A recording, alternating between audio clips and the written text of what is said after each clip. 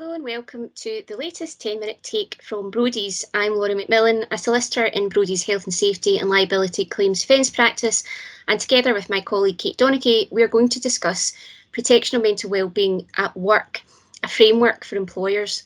We're going to talk about the importance of the duty to protect mental health in the workplace, the practical advice provided by the Health and Safety Executive, and how by taking the recommended approach now your business might reap a range of benefits.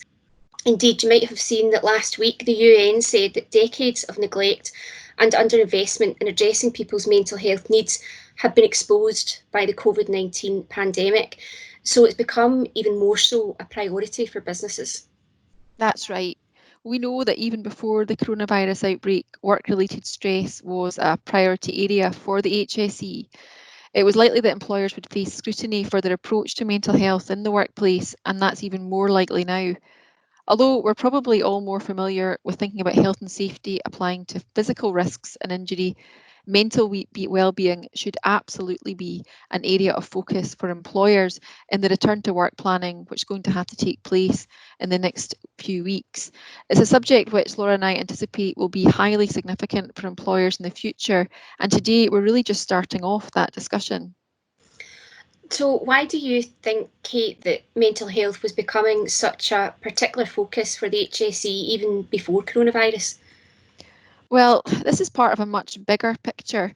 We're probably all aware that mental health is a significant concern for the government, industry, and the general public.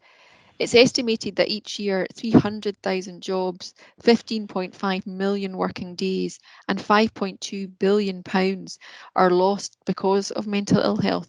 One estimate puts the overall cost of mental ill health at £105 billion per year, which is roughly the same as we spend annually on the NHS in its entirety. So this is a human and an economic cost on a huge scale. And it seems it's one which can no longer be ignored. Pressure's been mounting for some time to break down the stigma surrounding mental illness and to recognise it as equivalent to physical ill health. And that message has the support of many, including those in the public eye, perhaps most notably the Duke and Duchess of Cambridge. And when do you think it really started to become a critical matter for the government? Well, in January 2017, the then Prime Minister, Theresa May, spoke at the Charity Commission annual lecture about the importance of recognising mental health and breaking down the stigma which it attracted. She announced that she'd asked Lord Stevenson and Paul Farmer, who is the CEO of Mind, to work with leading employers and mental health groups to create a new partnership with industry and make prevention and breaking the stigma top priorities for employers. And the result of that was the Stevenson Farmer report, Thriving at Work, which was published in October 2017. And the 2017 Conservative Manifesto contained pledges to implement the recommendations of that report. The report sets out a framework which it says all UK employers, no matter their size or industry, can implement quickly to address workplace mental health. And the core standards are implement a mental health plan at work, develop mental health awareness among employees, encourage open conversations about mental health and available support, provide good working conditions and ensure employees have a healthy work-life balance, promote effective people management through line managers and supervisors, and monitor employee mental health and well-being. And so the HSE's focus clearly doesn't come out of the blue. It's something that has been given priority by the government for a while. That's right. It's undoubtedly a public health issue, but that doesn't mean businesses can leave it to the government or healthcare providers or society at large to resolve it. Employers need to play their part too. And as I've said, there's a significant economic impact as well as a human one. We know many businesses already recognise that and are on the path to addressing mental wellbeing in the workplace already, but how do they know they're doing enough? I know the HSE had published management standards for stress at work in 2004, but I think it's fair to say those were fairly basic. And in fact, the HSE had deprioritised stress at work between 2007 and 2015. Yeah, That's right. Stress at work hadn't really been given any priority for quite a while. But following the Thriving at Work report, the HSE amended those management standards for stress at work, and it now has detailed and practical advice available on its website and in print. And the advice is based on the framework set out in the Thriving at Work report and identifies what it terms the 6 key areas of work design. And those are essentially the most common stressors on workers.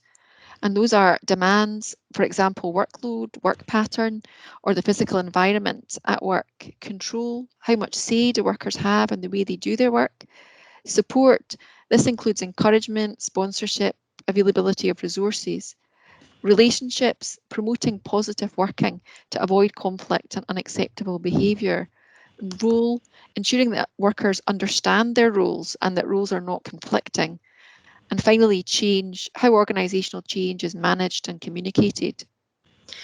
To me, the approach you've described really adheres to the philosophy of prevention is better than cure. What the HSE methodology seems to be asking employers is to consider the organisation as a whole and how its key areas of work design function, and crucially, whether those contain elements which pose a risk to workers' mental health. Yep. I've seen the HSE also has some very useful guidance on how to approach the assessment process. It's got a before you start guide, which sets out what should be in place before you begin.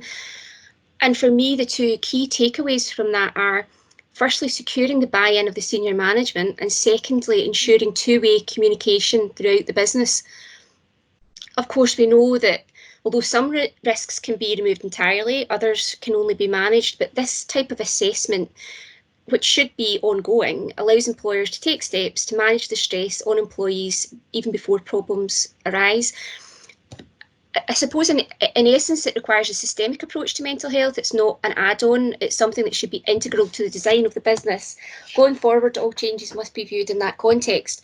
And we know lots of businesses are at the start of a significant period of change right now. Yep, absolutely. We know obviously that the government is encouraging workplaces to reopen in England, and the First Minister in Scotland has indicated that Scottish businesses might not be too far behind in restarting. And it's also clear that before operations can begin again, there needs to be very careful assessment of the risks posed by the work which is going to be carried out. And this assessment is not restricted to the public health requirements which are necessitated by the outbreak, but it extends to the full business. It's likely that existing risks and control measures have been impacted by the changes to working practices brought about by the outbreak, and these must be fully considered too. But what this offers then is an opportunity to consider how the organisation of work could impact on the mental health of the workers. It allows an opportunity to change the way things are done to lessen the risk of harm to mental health. We know that the psychological toll of the threat of illness and the restrictions imposed by the outbreak may be significant. The mental well-being of staff at this time will be under strain, and it's been suggested that all staff should be considered as vulnerable to stress at work, whereas in normal circumstances, an employer can assume its staff has normal fortitude. Okay, so by tackling this issue upfront now, it's likely to be very valuable in the future for businesses.